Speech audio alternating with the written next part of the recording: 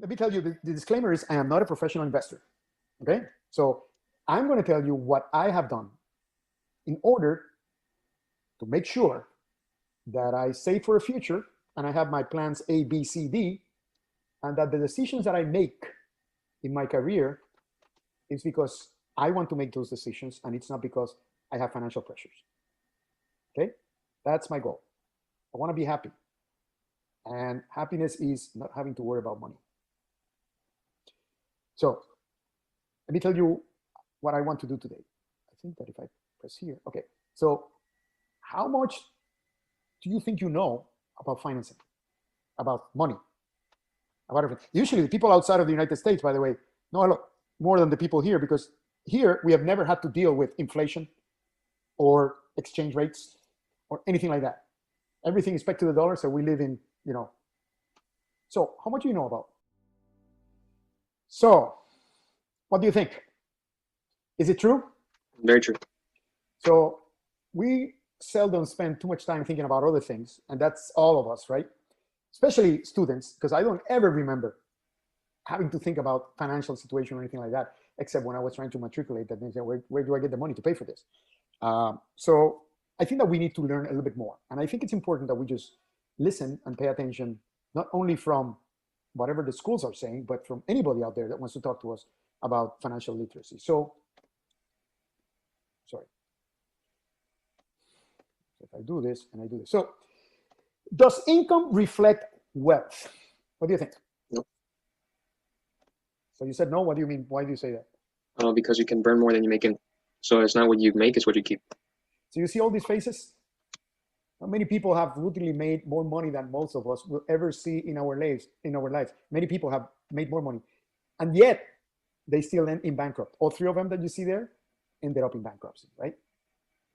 The United States President Ulysses S. Grant was broke after leaving Oval Office. So Michael Jackson, MC Hammer, and 50 Cent all went from being top musicians with great wealth into bankruptcy. Nicolas Cage and Kim Basinger have declared bankruptcy already. So, and if you take a look at that link that I have there, it will tell you all the people that have essentially been taken. I see, you know, I come from Puerto Rico, and I see a lot of the big baseball players that made it all the way, and they don't have a dime to die, right? So let me ask you the other question. Would you give yourself a loan? Would you? Yep. Okay. How, I'm confused as to how you would like be able to. Well, suppose that you had the money. Would you give yourself a loan? Do you think that you qualify to get a loan? That's the question, right? Because we say, yeah. Oh, okay. So, right?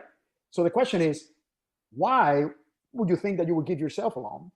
And what would you require to give yourself a loan? What would you ask yourself?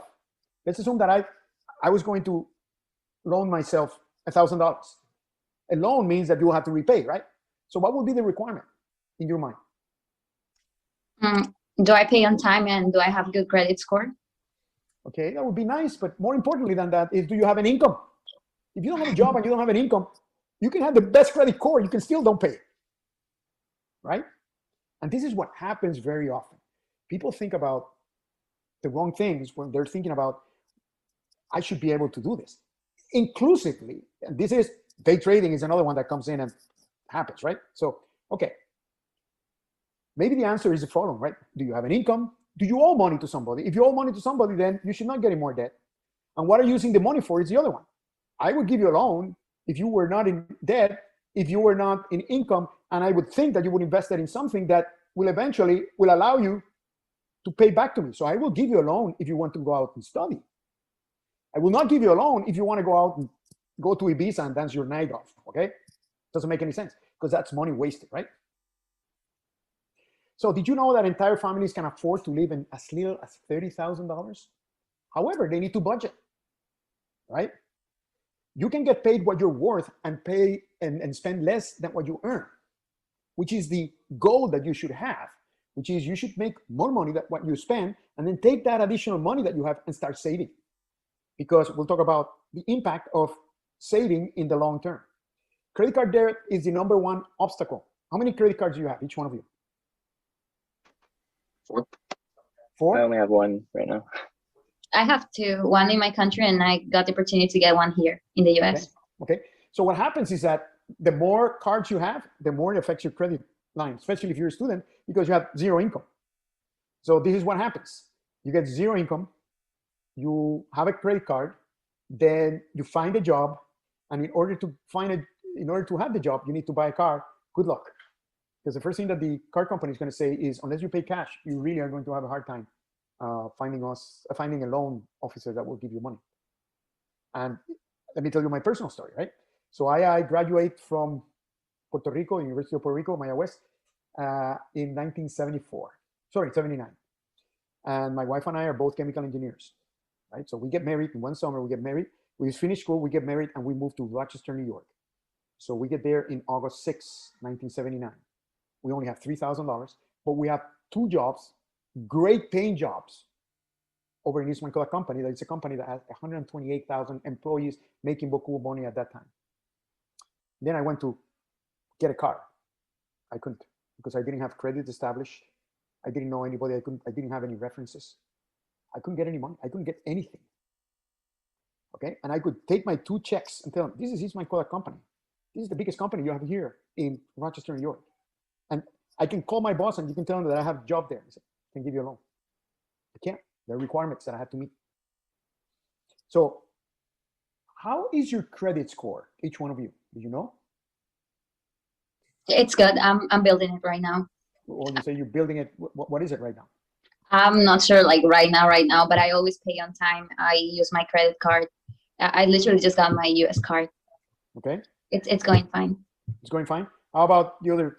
Yeah, I think it's 720s. 720 is not bad. Good. Yeah, that's How right. about- I'm down. I believe I'm in like 640 right now, but I've had my credit card for only about 6 months. Okay, so I was going to tell you mine. I'll show it to you. So I have access to it all the time. I watch my credit score like a hawk. And I do it because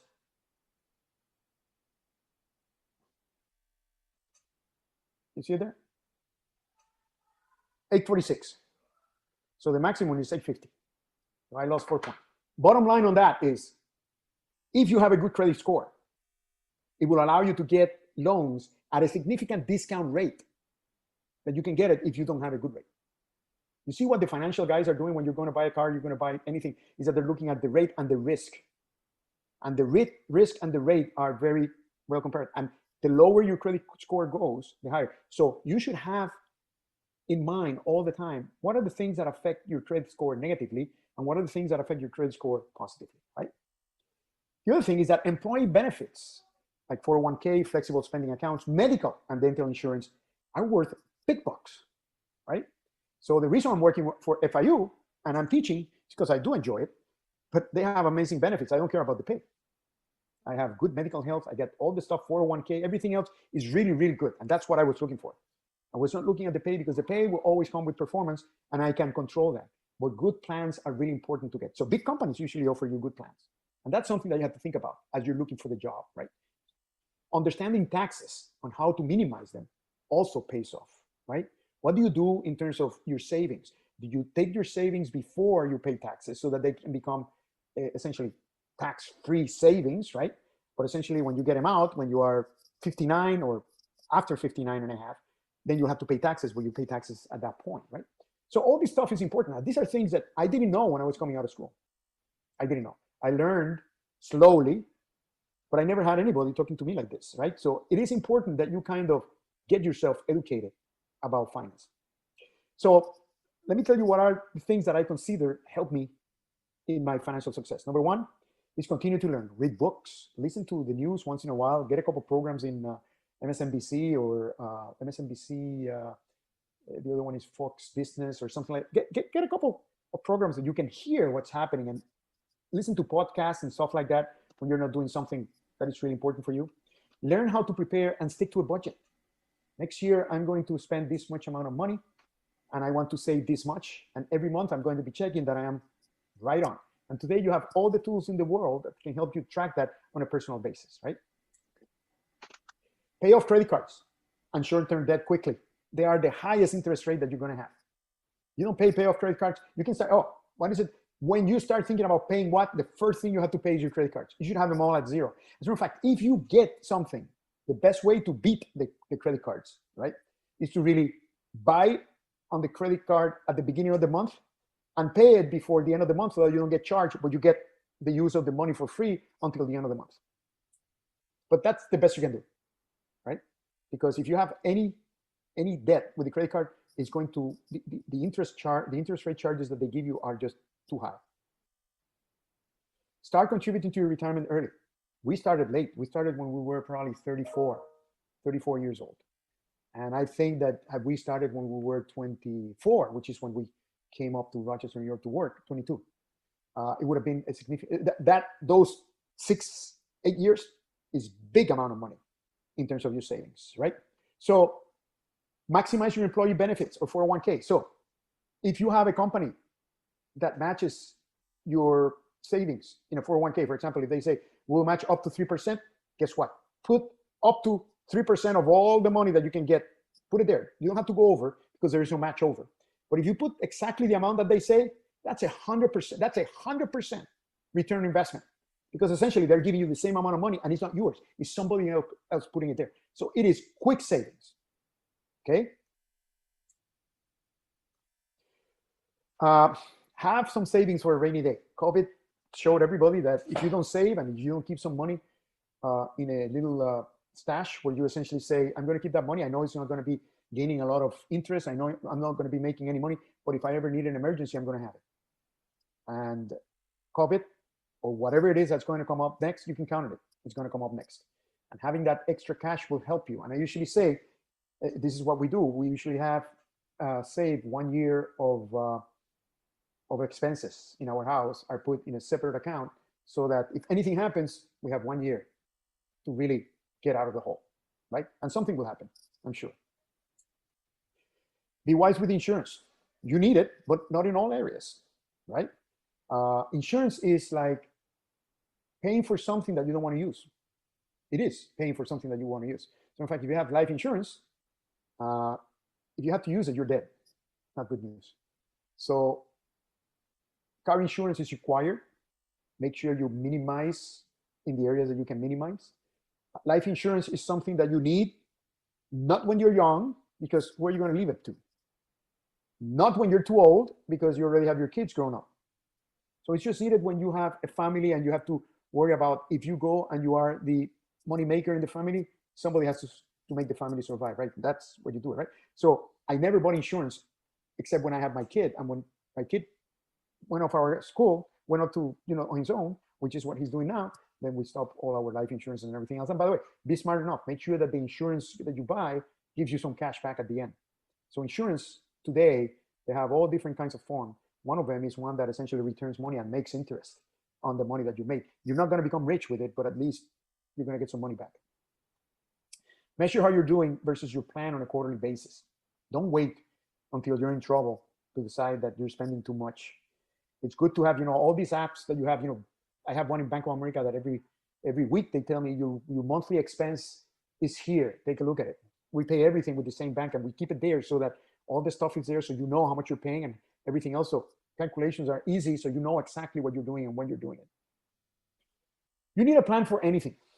So if you want to be rich by 50, first you have to define what is rich, how much money you want, and then you want to back it off for the next 30 years.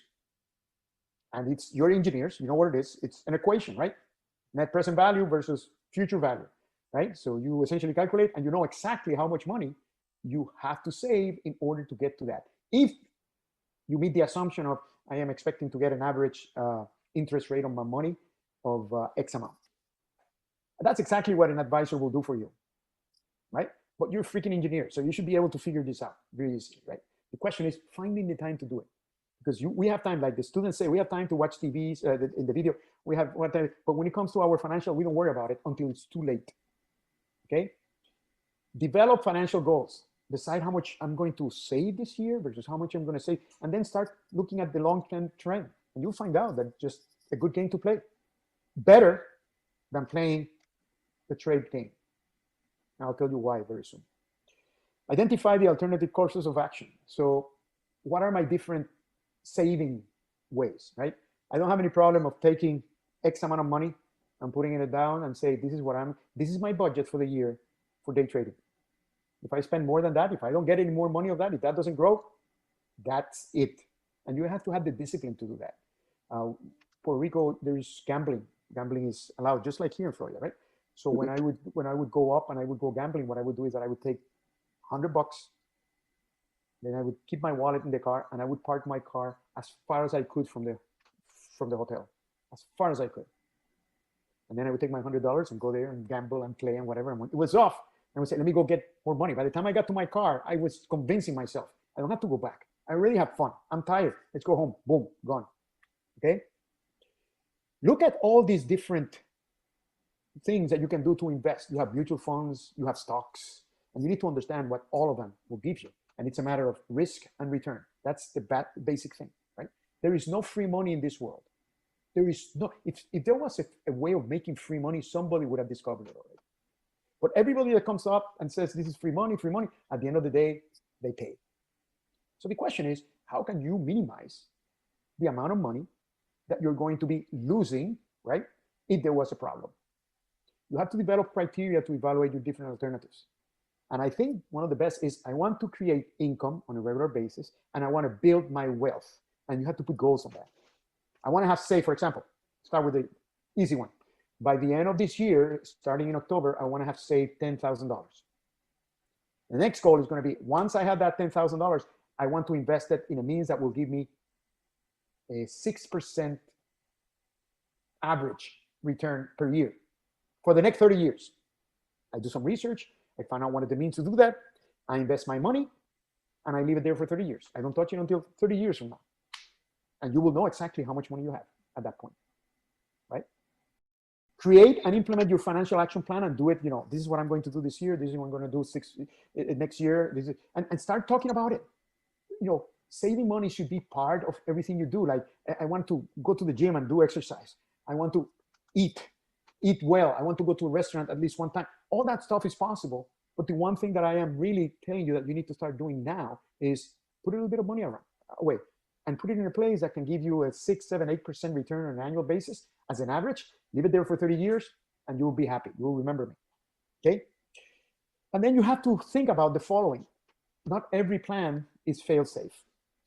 And for anything that you do, this is the simple way that I think about things. And that is, if I want to improve anything, I have to make a sense of what's happening. And then I have to think about what I should continue doing because it's working, what I must stop doing because it's not working, and what I need to start doing because I'm not doing it. And it seems that it's going to work. And if you keep that mentality on how you deal with your future, and you stop doing some things, you continue doing some things, and you start doing some things, you'll be happy. You'll be able to move forward and advance. Any questions so far? Is this making sense, by the way? Yeah, just a little recap. Maybe they might not know what a 401k is. It's basically a tax-deferred account. Yeah, it's a tax deferred account. I'll talk about that. So that's good. So by the way, if I have any terms here that you don't know, ask, because that's what we're here to do, right? Okay, so regarding your current financial situation, you have to understand the simple basic rule of how you are going to make or lose money. You have an income. If you subtract your expenses, now you have the cash flow. Then you have savings and you have debt. And when you take that equation and keep thinking about how are you advancing, moving forward, you can now understand how you're going to improve yourself. And income is really salary plus interest plus any other revenue resource that you have. And that's the top line. That's the top, right? That's what drives your bottom line. Without the top line, you have nothing. Everything you have is expenses, right? Then you have savings, and that's what you store. But you cannot store from the top. You can store from the top, but it's best to store on a monthly basis for what you have left, right? So you have to make sure you pay. You are not going to store something if you're going to incur in debt. Doesn't make any sense. So this is what you do. You store money that you have left, right? But you live with a budget. Then your living expenses is what it takes for you to live on a day-by-day basis. And you should manage that. And then debt is whatever you do to get into that you owe money to some other people. And if you think about maximizing your income, minimizing your expenses, increasing your savings on a regular basis, reducing your debt on a regular basis, you're going to be fine. The equation works. And one of the things that what I would do if I were you, would start kind of classifying all my assets. Assets are things that are of value. The only thing is that that value is what's called a book value. I may have a car that I bought for $5,000. In fact, it's kind of funny because you buy a brand new car for $40,000. You get in the car, you turn it on, you drive it, you back it up to the dealer, and you say, "No, I want to sell it back to you. You cannot sell it for $40,000. Already lost value when you bought it." That's why buying used cars might be better, because a used car will retain the value if you back it up. A brand new car won't. Okay? So let's talk about financial goals. What should be financial goals? So I'd say that you need to do 5-year financial goals. You should do 5-year financial goals, and then you have quarterly reviews with yourself. And my wife and I get together on every 3 months or something like that. Baby, how are the expenses? How's everything? What kind of investment? How is the roof? When do we need to replace the roof? Do we have the money for that? Where are we going to do it? When are we going to do it? Can we afford to do it, or do we delay? Type of thing. We have this discussion. It's like having your own corporation, but you need to have that discussion. Number one reason why couples divorce: financial. Financial. Okay, so what are your priorities? If your priority is to travel, there is nothing wrong to say, "I want to travel." Just make sure you have a budget and that you have some savings. And that, by the way, the budget and the savings are not correlated. I don't take all my savings just to go to travel. The savings is for future use. The budget should include money that accumulates for you to go on vacation. And then you have to understand what is the impact of the environment that you have around you. Trying to, right? What are your goals in terms of your personal goals? And then how is the impact around you? Many times, and this is something that will happen to you as you go, some companies start suffering, and you will see that, right? Companies may suffer because they are not growing or whatnot. They start cutting people right and left and whatnot. You should all read the book, Who Moved My Cheese. Have you ever heard of that? Who moved my cheese? Who Moved My Cheese? Read it. Okay. It's a good book that I recommend for anybody that ever is going to have a career at any company. My personal experience is that I've never left a job unless I wanted to leave it. I have never been let go, type of thing. I've always known, so I always come forward and I say, I think it's time to end the relationship. And I've never found a job because I went into the internet and I applied for it. It was always people would know that I was available and people would come looking for me.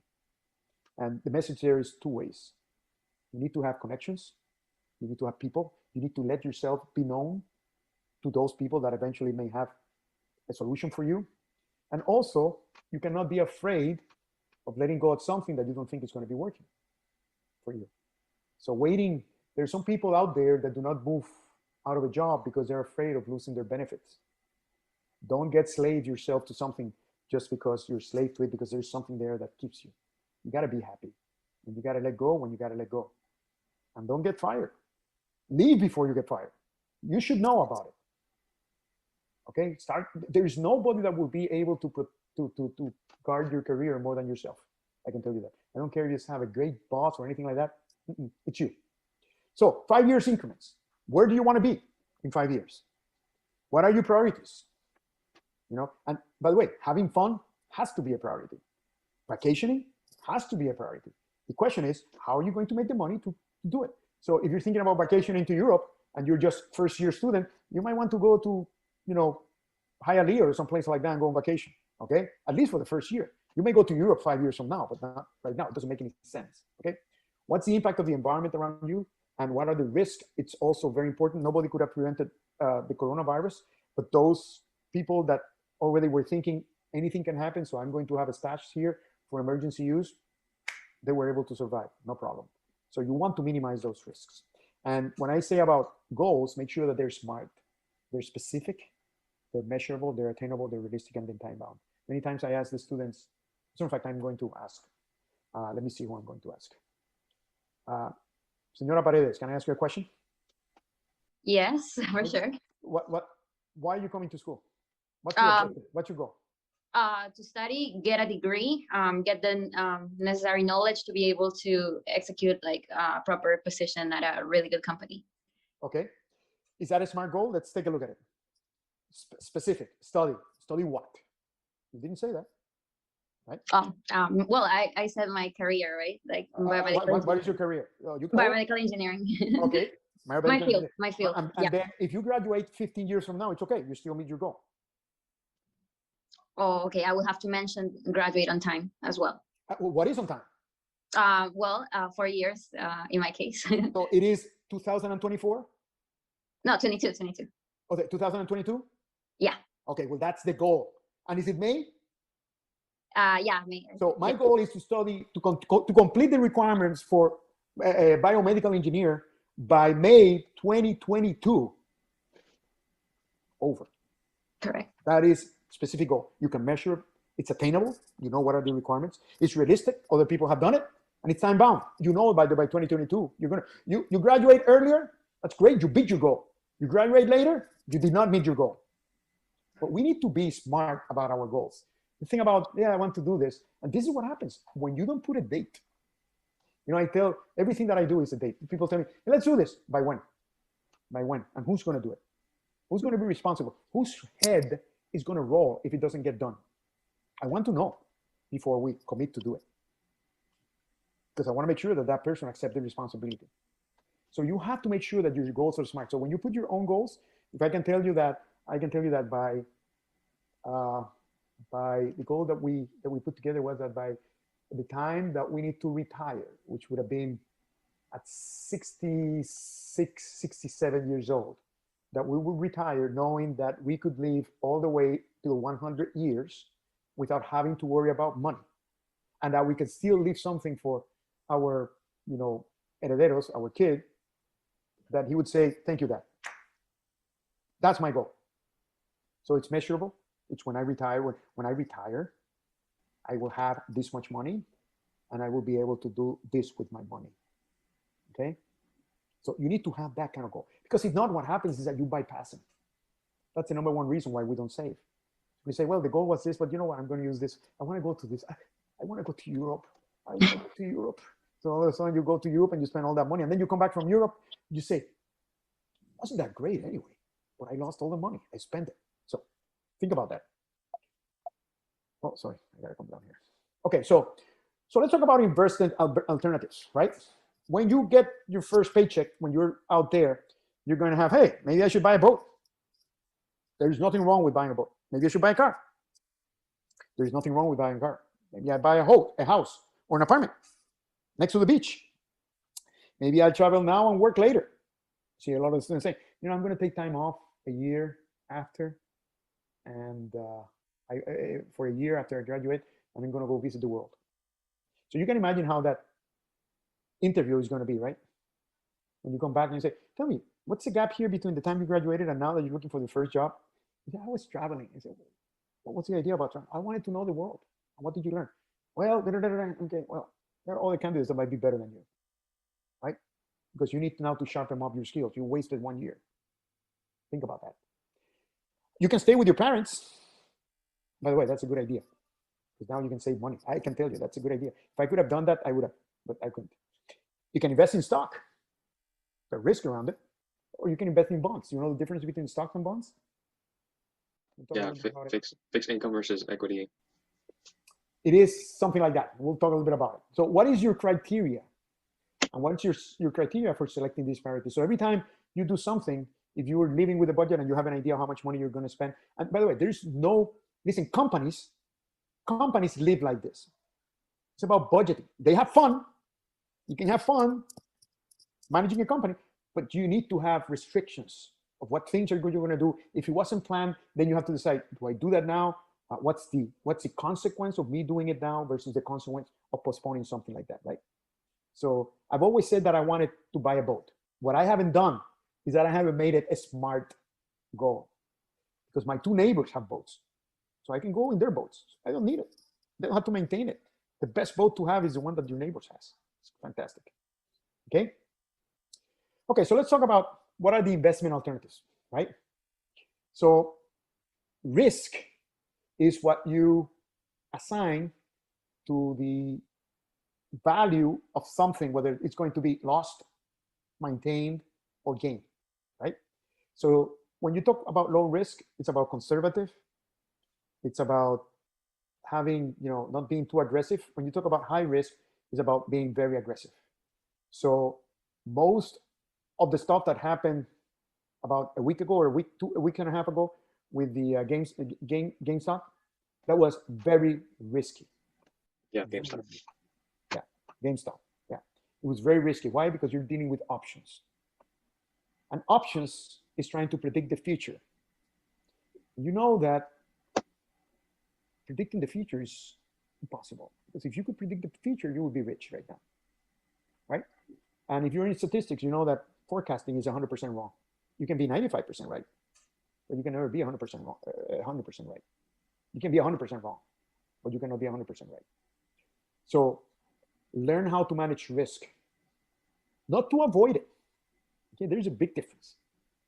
You don't have to avoid risk. You have to just manage and understand the consequences. So let's talk about the difference between low risk and high risk in terms of the investment mediums.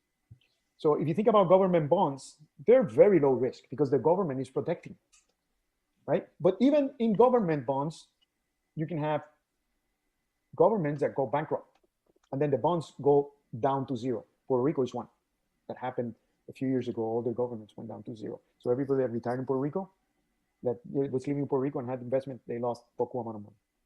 You got certificate of deposits, you got intermediate bonds, okay? So these are lower risk environments. When you take a look at the options and futures, that's the highest risk. That's like the highest, because you're talking about large, this is the idea, right? People were borrowing money, okay?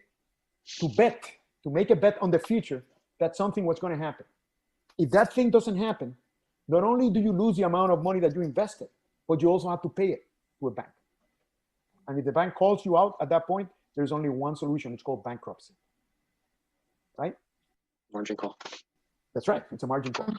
Okay. So when you come down, you can leave with stocks, and there are different types of stocks. There's small stocks, right? That you invest a little bit of money. They're low risk in terms of the investment, but the volatility can be high, right? There are blue chip stocks. These are big companies that have been there for a while and they're solid, and you invest in them and they may pay dividends or not, right? Then you got foreign stocks, which could be good companies, but they're foreign. So whatever happens out there, all of a sudden the government decides to nationalize all the manufacturing that they have, and all of a sudden you're done with that company, right? Then you have commodities, right? And then you have options and futures, right? And that's the highest risk. So savings accounts is only for holding cash for a short term, because they don't give you any interest rate nowadays. Inflation will kill you if you keep all your money in the savings account. So you need to be a little bit riskier than that, especially young people. So let me tell you why I say that. My first investment, I came in, I said 1979, I was 22 years old. I came into work in an office that everybody there was talking about stocks and all that stuff, and they wanted to invest. And there's this company, I remember, it's called Sykes Datatronics. And everybody had bought in there, in that company. And it was a company that was growing it. You could see the stock going up and down. And I said, hey, Dad, we should do it. My wife and I, we should do it. And I said, okay, I'm going to do it. Let's invest $3,000. Okay, let's do it, $3,000. I invested $3,000. And a year, I just invested. And then all of a sudden I changed jobs and I didn't keep in track with everything else and whatever. A year later, I just said, I wonder how Sykes is doing. And I went back and it was bankrupt. Nobody ever told me, right? Because they don't care. Nobody cares about it. I went back to my friends and said, oh yeah, we sold them about 6 months ago. They all of a sudden they decided, they did a couple of things. They were caught doing something else, and we lost money, but we didn't lose everything because we got the money out before they went out. And I said, what happened? And shortly after that, I started to get my MBA. I started to take a course in finance, and I discovered that what happens is that if you're going to be investing, it's better to diversify than just invest in one stock and not pay attention to it. And this is where mutual funds come in, right? Mutual funds are things that invest in many stocks in a particular sector of the market, for example, high tech, right? Or it could be aviation or whatever you want, okay? And then they manage all of that for you, and you're keeping an eye on that. The one thing is that you have to keep an eye on it no matter what. I learned that early. But then it's diversified. If the one stock goes down, there are other 10 stocks that may go up. So you're diversifying. That's called diversification, right? Rather than investing $100 in one thing, you invest, $20 in 5 things or $10 in 10 things. And that way you manage your portfolio, right? And that's good because with the long term, the market has forever grown, right? So that's what we started to do at that point. I said, I'm not going to bet on one stock anymore. I'm going to be talking about buying mutual stocks and doing other things. And there are some mutual stocks that play in the risky market versus those that play as a conservative. It's good to be diversified. I've invested in some other things that are outside of the United States that are, international things. Brazil, I invested in Europe, in China. I don't think that China, but really in Japan. Europe, Germany. So there are things that you do that you can do, and it's essentially a matter of diversification, right? So in general, when interest rates are low, the economy grows. And inflation increases, inflation meaning the price of goods that you pay. Conversely, when interest rates are high, the economy slows down. This is why the economy right now is, because the people that are in charge of interest rates said, let's keep them down. So the economy is going full blown, right? Anytime that the interest rates start picking up, the economy goes, okay? So every time that you see a prices increase, okay, that's called inflation. And inflation takes away money. And inflation has been growing for years. And what happens is that the way that they control it is that they change the rate of interest, right? So there is an example of where the interest rates were, for example, back in, when I graduated, I remember they were 14%, I remember that. But look at the interest rate right now in the 2009, 2010, it's really very low. So the economy is going up now. So this is the time that you would think, oh, it's good to get a loan because I have a low interest rate. It's never good to get a loan if you don't need it, right? You're going to buy a house, then that's fine. But that's an investment that you're making with an asset, right? So the stock market. This is the life of the stock market since we had the dip in the financial crisis of 2008, but the world went upside down until fourth quarter 2018. And I think that you can see that that's still going up. At this point, we went over 3,200 already as we speak on the 2020-21, right? So the market continues to grow all the time. So if you were able to predict the dip and buy there, you're golden. Few people did that. But when the market was going down, everybody was selling. When it flattened out and it started to go up, everybody started to buy again. But other people like me, I was up high before it went down, and then it went down, and then it came back up, and I never sold anything. So I never sold a bad thing. On paper, anything can happen. In reality is that I left the money there, it came out, and I'm back to where I was, higher than I've ever been before. So you don't need to be trying to buy the market, but you need to, or time the market, but you need to make sure that you understand what are the implications of not doing anything. I could have sold when it was coming down, but then I had to buy when it was coming back up, and I had to leverage it. Right. So for you young guys, the solution is put money, doesn't matter where, look what's called, I'll call it DCA, which is invest a little bit of money continuously, and you're going to average at the end of the day up high. And that's what I've done for the past few years. This is what the stock market is doing in 2020.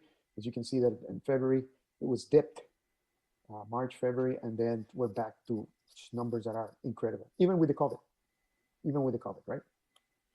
Okay, after you put together a plan and you decide what you're going to do and where you're going to be investing, make sure you implement and measure. So determine how much you're going to be investing, how often, and for how long. Measure how each one of your investment means are going to, you will have a portfolio. If you take a look at those 4 pie charts there, these are different ways of balancing it. If you think about bond, foreign stock, US stock, really it depends on how risk averse are you, right? I am right now in a balance. And in fact, there was a point that I was on growth. I've never been too aggressive, so I was more on growth. Now I'm in balance, and as I get closer to when I'm going to just essentially say I'm not going to work anymore, I may move into a conservative one, which is I want to maintain my wealth and live for as long as I have, and then whatever is left goes for inheritance. What I was talking about is dollar cost averaging, which is an investment strategy which an investor divide. Instead of investing $100 right now, I invest $5 every month. So I catch the dip and the ups and the dips and the ups and the dips and the ups. Okay? And what happens is that you minimize your risk, right? If you know that it's going up all the time, then it's better to invest the whole $100 now and then let it rip, right? But the thing is that you don't know when it goes up or down, goes up or down. So it's better to invest small amounts of money on a regular basis than trying to invest a lot of money one time, because you don't know if you're in the dip or you're in the top. So here's the difference between bonds and stocks. Bonds are issues of debt. So we're selling part of the company, but we're selling part of the company in a debt form. The stock is ownership, so you own part of the company, right? The bonds would be like loans. Stocks would be like you own part of the company. They are, the debt, the bonds are less volatile. In other words, they vary less. The stock is more volatile. The return on the stock is higher because it's a higher risk, okay? But since 1929, they have earned around 10%. Since 1929, the bonds have earned around 6%. So it's a matter of your risks averseness, right? And essentially, that's the decision you have to decide. Are you going to be high risk or low risk? And as a matter of fact, if you thought about having 50-50, you would have been 8%, which is 10% for stock and 6% for bonds. You would have been at 8%, which is not a bad place to be. That's what's called a balanced fund, okay?